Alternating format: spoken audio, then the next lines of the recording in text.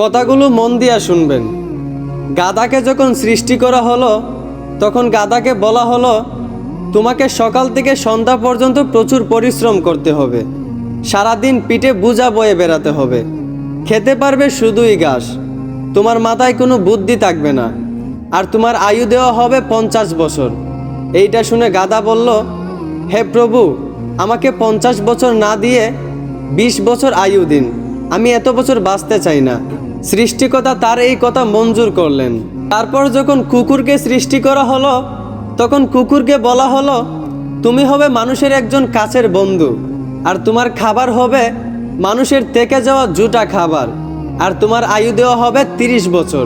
এইটা শুনে কুকুর সৃষ্টিকর্তার কাছে হাত জোড় করে বলল, হে প্রভু, আমি 30 বছর বাঁচতে চাই না, আমাকে 30 বছর থেকে 15 বছর আয়ু দিন। সৃষ্টিকর্তা তার এই কথাও মঞ্জুর করলেন। তারপর যখন বানরকে সৃষ্টি করলেন তখন বানরকে বলা হলো, তুমি শুধু এই গাছ থেকে ওই গাছে ঝুলতে থাকবে আর মানুষকে বিনোদন দেওয়ার চেষ্টা করবে, আর তোমার আয়ু দেওয়া হবে 20 বছর। এইটা শুনে বানরও হাত জোড় করে সৃষ্টিকর্তার কাছে বলল, হে আল্লাহ, আমাকে 20 বছর না দিয়ে 10 বছর আয়ু দিন, আমি এত বছর বাঁচতে চাই না। সৃষ্টিকর্তা বানরের কথাও মঞ্জুর করলেন। তারপর আসলো পুরুষের পালা। পুরুষকে যখন সৃষ্টি করা হলো তখন পুরুষকে বলা হলো, তুমি হলে প্রাণীদের মধ্যে সবচেয়ে বিচক্ষণ এবং বুদ্ধিমান, এই জন্য তোমাকে প্রাণীদের শিরোমণি করা হলো, আর তোমার আয়ু দেওয়া হবে 20 বছর। এইটা শুনে পুরুষ সৃষ্টিকর্তার কাছে হাত জোড় করে বলতে লাগলো, হে প্রভু, 20 বছর আয়ু একদম কম হয়ে যায়, আমি আরো বেশি দিন বাঁচতে চাই, আপনি বরংস গাধায় যে 30 বছর আয়ুটা ফিরিয়ে দিয়েছিল ওই আয়ুটা আমাকে দিয়ে দিন, আর কুকুর 30 বছরের মধ্যে যেই 15 বছর আয়ুটা ফিরিয়ে দিয়েছিল ওই আয়ুটাও আমাকে দিয়ে দিন, এবং বানর 20 বছর থেকে যেই 10 বছর আয়ুটা ফিরিয়ে দিয়েছিল ওই আয়ুটাও আমাকে দিয়ে দিন।